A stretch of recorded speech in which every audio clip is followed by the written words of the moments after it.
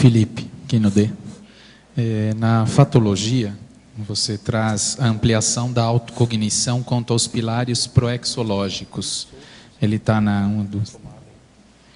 8ª linha, de baixo para cima, na página 7.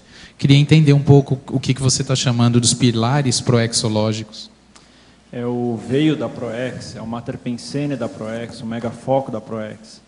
Então, progressivamente, com a prática da Invex, o desenvolvimento do inversor ele leva, inevitavelmente, para um entendimento melhor dos pilares da Proex. Isso, pouco a pouco, vai especificando a linha de Proex dela. Então, o desenvolvimento da Invex, ele, do mesmo modo que ele torna a coisa mais complexa, ele também especifica qual o mater pensene, ou qual a linha mestra de atuação dela. Então, quando a gente coloca aqui a ampliação da autocognição a partir do estudo, a partir da intelectualidade, a partir das experiências, a partir do debate, ele amplia o entendimento quanto aos pilares da própria programação existencial. É nesse sentido. Você elenca esses pilares de alguma forma para um jovem inversor pensar sobre esses pilares? Não, nunca pensei nessa linha. Eu pensei mais a título pessoal, no sentido de qual a linha mestra da minha programação existencial, quais são as etapas da minha programação existencial, quais são as fases de desenvolvimento da minha programação existencial, levando em consideração todo o processo intrafísico, de faixa etária, tudo mais. É mais nesse sentido que eu coloquei. Ok, Felipe, obrigado. Aqui na letra C, né? Eu gostaria que você falasse um pouco de como é que é a sua avaliação sobre esse potencial ansiolítico que tem o Max Planejamento, né? A realização desse Max Planejamento. Como assim, potencial ansiolítico? De diminuir a ansiedade da pessoa. Você colocou aqui nas vantagens, né, do Max Planejamento, sim, na página... É porque assim, 10, entendi. Conforme você vai elaborando o seu Max Planejamento, você vai vendo as etapas. Então você vê o primeiro passo, o segundo passo, o terceiro passo. Você vai tendo uma ideia de consecução da sua programação existencial. Então, é aquele negócio. Quando a gente chega na inversão existencial e nos apresenta um livro falando, você tem que ter uma entrevista com o Serenão, é um choque, né? Gente, eu com todo o meu porão agora estão falando de eu conversar com o Serenão tete a tete. Tá meio estranha essa conversa. Mas conforme você vai fazendo seu Max Planejamento, você vai vendo a consecução, vamos dizer, o início, meio e fim de um trabalho. E você começa a ter uma prospectiva de execução da sua Proex. Conforme essa prospectiva ela vai ficando mais clara, ela vai ficando mais delineada, você diminui seu nível de ansiedade. Por quê? Porque você vai vendo que se você hoje estiver fazendo A, a probabilidade de lá na frente você estar fazendo D, E, é muito grande. Então você começa a ver o passo a passo. Eu vejo o Max Planejamento como sendo terapêutico no sentido de baixar a ansiedade do inversor, de querer fazer tudo logo e acabar com essa ansiedade não conseguindo fazer nada. Teve algumas pessoas também, alguns potenciais inversores também já conversaram comigo a respeito de algumas culpas, né, que eles sentem a respeito de determinados erros que eles cometeram na vida, né, que não necessariamente são excludentes da Invex, né.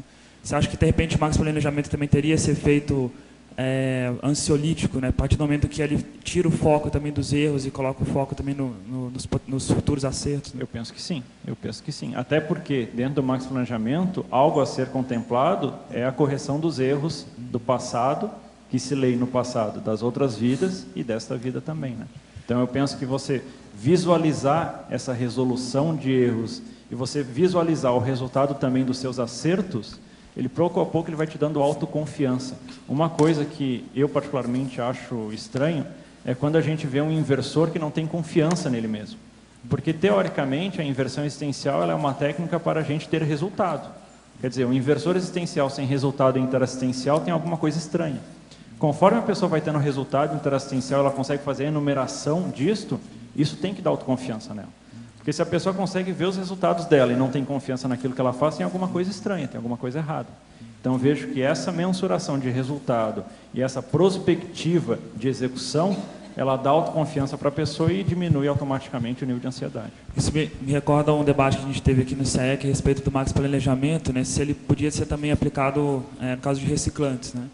Acho que nesse aspecto, de repente, ele também teria essa utilidade no caso de reciclantes. Não seria o Max Planejamento invexológico, seria ressexológico, né? Exatamente. Mas aí justamente para também amenizar um pouco determinados casos, né? Claro que não são todos os casos que isso acontece, mas alguns casos que a pessoa se culpa ou se coloca para baixo pelo fato de estar em condição diferente. Por isso que é importante a gente sempre lembrar que a Invex e a Ressex nada mais são do que técnicas, nada mais são do que muletas, nada mais são do que um método otimizado para se fazer algo.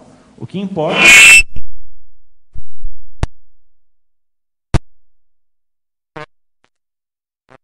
é o resultado. E esse resultado independe de ela ser inversora ou reciclante. Depende muito mais da vontade e do trabalho dela do que especificamente a técnica que ela executa. Felipe, aqui na página 10.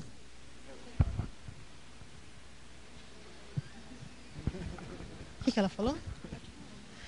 Na página 10, aqui na exemplologia, eu queria entender o que você vê de diferente nesse maxi-planejamento invexológico ginossomático e androssomático.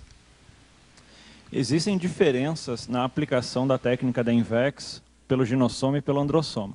Tanto é que, se não tivessem diferenças, nós teríamos a mesma, vamos dizer, proporção entre inversores homens e inversores mulheres, e não é prática. O fato que nós temos é que, historicamente, desde o início do Greenvex, nós temos mais inversores, em termos quantitativos, homens do que mulheres. Se isso ocorre, é porque diferenças existem. Então, por exemplo... E é exceção, porque na maior parte dos departamentos e seções da consciência são mais mulheres. Tem mais mulher do que homem. A Invex, eu não sei se é o único. É muito importante falar. Eu não sei se é o único, mas é um que mostra muito claramente essa diferença, né? Então, assim, se há quantidade de diferentes, há processos diferentes que, vamos dizer, culminam nessa diferença de resultado. Então, a gente pode falar, por exemplo, na pressão social, ela é diferente, o tipo de pressão social para a mulher e para o homem. Outra coisa, a instintividade, ela é diferente entre a mulher e o homem. E essas diferenças de instintividade, pressão social, de tempo de maturação, tudo isso, existem diferenças entre o processo de maturação do androssoma e do ginossoma. Logo, essas diferenças elas têm que ser contempladas no maxi-planejamento invexológico. Existem diferenças entre o maxi-planejamento da mulher e do praticante da Invex masculino. Agora, eu queria falar uma coisa aí para ampliar o processo aí dos problemas nossos aí com a Sinvex e a Invex. Sobre autocognição. Autocognição é o conhecimento da pessoa. É ela adquirir a apreensibilidade, quer dizer, ela vai entender as coisas. Isso aqui é o processo. Isso aumenta o conhecimento, é a cognição. Então, agora vamos entender. A autocognição na infância deriva do soma. Há mais uma, assim, como se fosse um monopólio do corpo humano sobre a pessoa. A autocognição na adolescência deriva do psicossoma, que é a hora que o jovem começa a se manifestar, o problema da emoção se exalta. Por exemplo, o homem muda a voz, esse negócio todo. Começa as questões afetivas. A mulher tem a menarca, a jovem, está entendendo? Então, é o psicossoma. Agora, a autocognição na maturidade deriva do mental soma. Agora, o que é a Invex? A Invex é o problema de inverter isso, de se antecipar tudo isso. Entende? É o que a gente vê com a turma da Sinvex. Você entendeu bem? Não, perfeito, perfeito. Essas três coisas, geralmente, o povo esquece. A gente tem que falar nisso. Tá certo? É perfeito.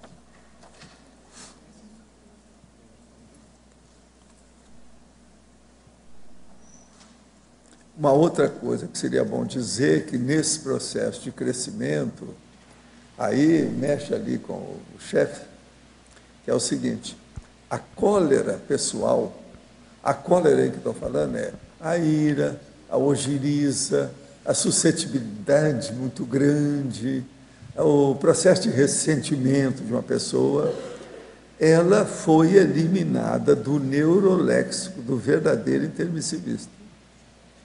Os neuroléxicos dele, aquilo foi tirado. Isso é muito importante para começar a pensar desde a... Isso faz uma reverberação, né? Em toda a manifestação. Tem que eliminar essa condição do seu dicionário cerebral.